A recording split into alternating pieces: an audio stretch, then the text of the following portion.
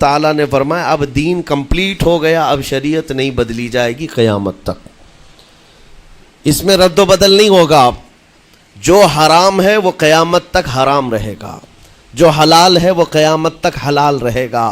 الحمدللہ الحمدللہ الحنان المنان الذي خلق الانسان وعلمه البيان والصلاة والسلام على رسوله سيد الانس والجان وعلى آله وأصحابه ذوي الخير والإحسان، أما بعد فأعوذ بالله من الشيطان الرجيم، بسم الله الرحمن الرحيم۔ اليوم أكملت لكم دينكم وأتممت عليكم نعمتي ورضيت لكم الإسلام دينا، صدق الله مولانا العظيم۔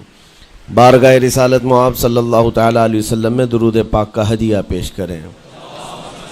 اللہم صلی علی سیدنا و مولانا محمد معدن الجود والکرم وآلہ واصحابہ الکرام وابنہ الکریم وبارک وسلم صلاة دائمة سرمدا ابدا۔ قرآن پاک میں ایک ایسی آیت ہے جس کے متعلق یہودی کہتے ہیں کہ اگر یہ آیت ہمارے دین میں داخل ہوئی ہوتی یا ہماری کتاب میں اتری ہوتی تو ہم اس کو عید کا دن منا لیتے۔ یہودی یہ کہتے ہیں اس آیت کا نزول اگر ہماری کتابوں میں ہوا ہوتا تو جس دن یہ آیت اتری اس دن کو ہم عید کا دن منا لیتے۔ وہ آیت کون سی ہے؟ وہی میں نے آج آپ کے سامنے تلاوت کی ہے۔ اللہ فرماتا ہے، یہ حجۃ الوداع کے موقع پر حضور صلی اللہ تعالیٰ علیہ وسلم کا آخری حج تھا آپ کی ظاہری زندگی کا، اس دن یہ آیت نازل ہوئی تھی، اور حضور اکرم صلی اللہ تعالیٰ علیہ وسلم نے اپنا حج مکمل کر کے ارشاد بھی فرمایا تھا کہ آج کے بعد ہو سکتا ہے کہ میں اس جگہ پر تم سے دوبارہ ملاقات نہ کروں، اور وہ آخری حج کہا جاتا ہے، اور آخری خطبہ بھی حضور کا خطبۃ الوداع جس کو کہتے ہیں مشہور ہے۔ اس وقت یہ آیت اتری تھی۔ آیت کا معنی پہلے سن لیں، ترجمہ۔ رب تعالیٰ فرماتا ہے الیوم اکملت لکم دینکم واتممت علیکم نعمتی، آج کے دن میں نے تمہارا دین مکمل کر دیا اور میری نعمتیں پوری اتار دیں۔ ورضیت لکم الاسلام دینا، اور تم کو اسلام دے کر میں راضی ہوا۔ یہ آیت ہے۔ کسی بھی دین کے بارے میں یہ دعویٰ نہیں ہے کہ وہ پورا کمپلیٹ ہے سوائے اسلام کے۔ پہلے جتنے دین آتے رہے بعد میں اور اس میں شوشہ تھا کہ آخری نبی آنے والے ہیں، شریعت پھر بدلے گی۔ موسیٰ علیہ السلام کا زمانہ آیا، ان کی شریعت تھی، پھر اس کے بعد زمانہ تبدیل ہوا، عیسیٰ علیہ السلام کا دور آیا، شریعت بدلی ہے۔ عقیدہ نہیں بدلتا، شریعت یہ لا کو کہتے ہیں، قانون، قوانین بدلے جاتے رہے۔ آدم علیہ السلام کی شریعت میں الگ قوانین تھے، نوح علیہ السلام کی شریعت میں قانون الگ تھے، بدلتی گئی شریعتیں، لیکن آ کر سٹاپ ہو گئی حضور پاک صلی اللہ علیہ وسلم کے اس دین پر، اور پھر رب تعالیٰ نے فرمایا اب دین کمپلیٹ ہو گیا، اب شریعت نہیں بدلی جائے گی قیامت تک، اس میں رد و بدل نہیں ہوگا۔ جو حرام ہے وہ قیامت تک حرام رہے گا، جو حلال ہے وہ قیامت تک حلال رہے گا۔ اب کوئی دنیا میں نہیں آئے گا جو اس شریعت میں کوئی نیا حلال پیدا کرے، نیا حرام پیدا کرے۔ حضور اکرم صلی اللہ تعالیٰ علیہ وسلم کا یہ دین کمپلیٹ ہے، مکمل ہے۔ اب آپ سنیے، قرآن پاک نے جب یہ فرما دیا کہ دین مکمل ہو گیا، یہ وعدہ، یہ دعویٰ کسی اور دین میں نہیں ہے، صرف اور صرف اسلام میں ہے، کہ یہاں پیدا ہونے سے لے کر کے وفات تک کے مسئلے اللہ تعالیٰ نے تمہیں بیان کر دیے۔ وَلَا رَطْبٍ وَلَا يَابِسٍ إِلَّا فِي كِتَابٍ مُبِينٍ، کوئی خشکی کی چیز بھی نہیں ہے، کوئی تری کی چیز بھی نہیں ہے جس کو قرآن نے بیان نہ کیا ہو۔ رب تبارک و تعالیٰ نے ساری چیزیں بیان فرما دی، تمہاری شریعت کمپلیٹ ہے۔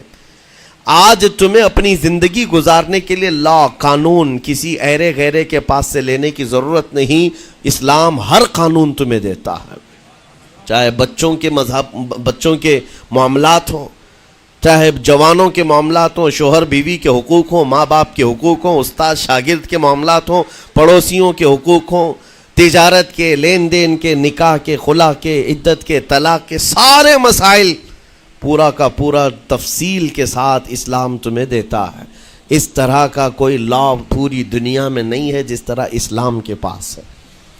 ظاہر سی بات ہے جب اسلام کے پاس اتنا بڑا مکمل نظام ہوگا تب تو پھر یہ ٹارگٹ نمبر 1 پوری دنیا میں ہوگا ہی ہوگا۔ یوں ہی اسلام سے لوگ نہیں چڑھتے، یوں ہی اسلام سے نہیں نفرت کرتے۔ ظاہر سی بات ہے کہ حسینوں سے ہی حسد ہوتا ہے، کوڑی سے کون حسد کرے گا؟ جس کو کوڑ کی بیماری ہو اس سے کوئی حسد نہیں کرتا۔ ایک حسین دوسرے حسین سے بھی نفرت کرتا، حسد کرتا ہے، یا کم صورت والا اچھی صورت والے سے حسد فطری طور پر کرتا ہے۔ اسی لیے محاورہ کہا گیا ہے کہ حسینوں سے حسد ہوتا ہے، تو اسلام میں جو حسن ہے تو جتنے جلنے والے ہیں اتنے زیادہ حسد کرنے والے پیدا ہوتے ہی رہیں گے۔ اب آپ کے لیے یہ فخر کی بات ہے کہ دنیا جسے ٹارگٹ نمبر 1 کہتی ہے، جس سے چڑھتی ہے اور جلتی ہے، الحمدللہ رب تبارک و تعالیٰ نے وہ دین ہمیں عطا فرمایا۔ وہ اس لیے نہیں ہے کہ لوگوں کے چڑھنے کی وجہ سے میں فخر کر رہا ہوں، اس لیے کہ میرے دین کے علاوہ کوئی دین ایسا نہیں جو یہ دعویٰ کر سکے کہ ہم کمپلیٹ لا رکھتے ہیں، صرف اور صرف اسلام کے پاس ہے۔ میں یہاں کھڑے ہو کر کے یہ صرف الفاظ کی پھیکم پھاک نہیں کر رہا ہوں، چیلنج ہے یہ۔ پوری دنیا کے کسی بھی ریلیجن کے پاس وہ سارے مسائل نہیں مل پائیں گے جو دین اسلام کے پاس موجود ہیں۔ دین اسلام کے لیے اگر آپ کو میں بتا دوں کہ اس کا جو فقہ کا نظام ہے، مسئلے مسائل، جس کو اگر آپ پڑھنے کی کوشش بھی کریں زندگیاں بیت جائیں، صرف اور صرف ایک چیپٹر پر کتابیں لکھی ہوئی ہیں۔ صرف نکاح کے مسئلے کتابیں پوری ہیں، صرف طلاق کے مسئلے پوری کتابیں موجود ہیں۔ اتنا وستار کے ساتھ، اتنا تفصیل کے ساتھ کوئی دین نہیں پیش کرتا، صرف اور صرف اسلام ہے۔ یہ باتیں میں آپ کے سامنے کیوں رکھ رہا ہوں میرے عزیز ہو؟ تاکہ تمہیں یہ احساس ہو کہ اللہ نے کون سی نعمت تمہیں دی ہے۔ اسی آیت میں رب تعالیٰ فرماتا ہے وَأَتْمَمْتُ عَلَيْكُمْ نِعْمَتِي، میں نے اپنی پوری نعمت تمہیں دے دیا، پوری نعمت تمہیں دے دیا۔ احساس کرو کہ اسلام سے بڑھ کر نعمت کیا ملتی تمہیں، اسلام سے بڑھ کر کے کیا نعمت ہے، جس میں رب تبارک و تعالیٰ نے تمہیں اخلاق و کردار دیے ہیں، تعلیم کے لیے سارے۔ آپ کو ابھی اس زمانے میں پروپیگنڈے کے شکار ہو گئے کہ ہم جاہل قوم سے وابستہ ہیں، ہمارے ہاں جہالت زیادہ ہے، ہمارے ہاں بد کرداری زیادہ ہے۔ یہ عوام کو دیکھ کر کے لوگوں نے پروپیگنڈا بنایا، ورنہ تو ان کی حالت یہ تھی 18ویں صدی تک یورپ والوں کو روڈ بنانے کا طریقہ بھی نہیں معلوم تھا، اسلام نے سکھایا ہے۔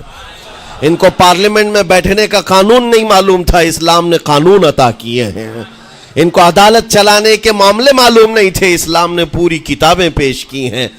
اٹلی اور ڈنمارک جو آج یورپ کی کنٹریز میں شامل ہوتے ہیں، یہاں کے بادشاہوں کے بچے اسلامی علماء کے پاس اندلس میں پڑھنے کے لیے جاتے تھے، عیسائیوں کے، دوسروں کے، انگریزوں کے بچے، اور جب پڑھ کر کے آتے تھے اٹلی اور ڈنمارک میں واپس تو پورے لوگ ان کو دیکھنے کے لیے بھیڑ لگاتے کہ یہ علماء اسلام سے پڑھ کر کے آ رہے ہیں۔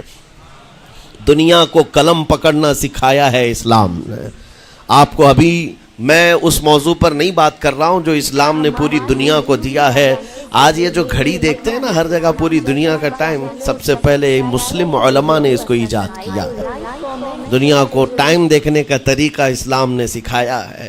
آپ کو ایک دو نہیں، آج پوری دنیا میں میڈیکل سرجری جو بھی ہوتی ہے، آپ کو پتہ ہے چیر پھاڑ کرنا ہر جگہ ضروری ہو گیا ہے، آپریشن تھیٹر، ساری دنیا جو سرجری کرتی ہے اس کے بیسک قانون بو علی سینا اسلامی عالم کے لکھے ہوئے ہیں۔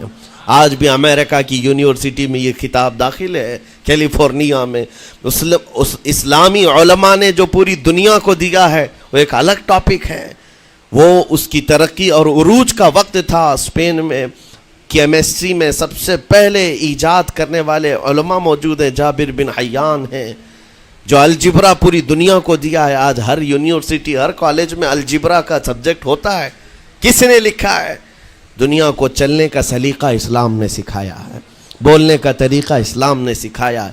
سیاست کے معاملات آپ کو پتہ ہے، پہلے کے دور کی سیاست یہ تھی جو بادشاہ بن گیا اس کا راج ہے، اس کا قانون ہے، اور رات کو خواب میں کوئی چیز دیکھے تو صبح قانون بنا دے گا۔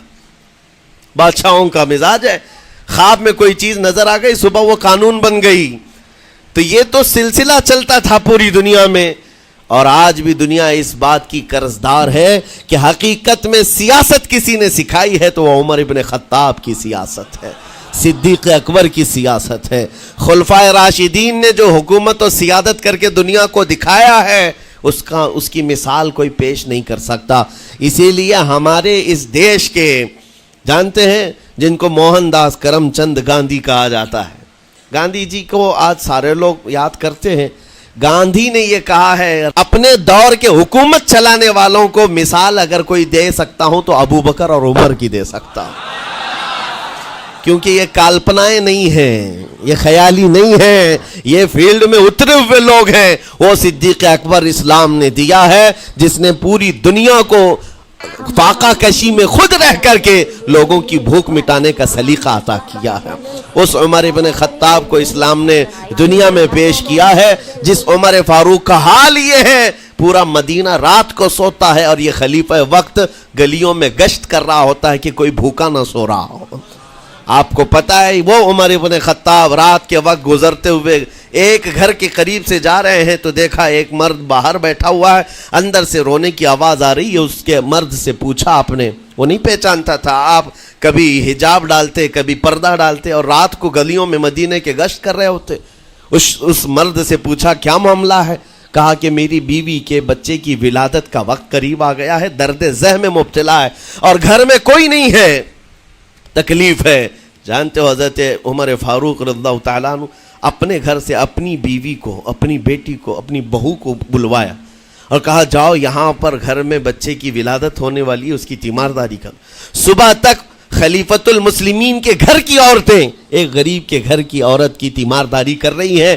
جب بچے کے ولادت کی آواز آئی سب سے پہلے مبارکبادی دینے والے عمر ابن خطاب ہیں۔ اس سے کہتے بھائی تمہیں مبارک ہو، اللہ نے بیٹا عطا فرمایا۔ وہ خوش و خرم ہے کہ میرا کوئی رشتہ دار نہیں ہے، اجنبی رات کو آیا ہے اور مجھے مبارکبادی بھی دیا، میرے گھر کے سارے کام کاج بھی اٹھا لیا اور اپنی پیٹھ پر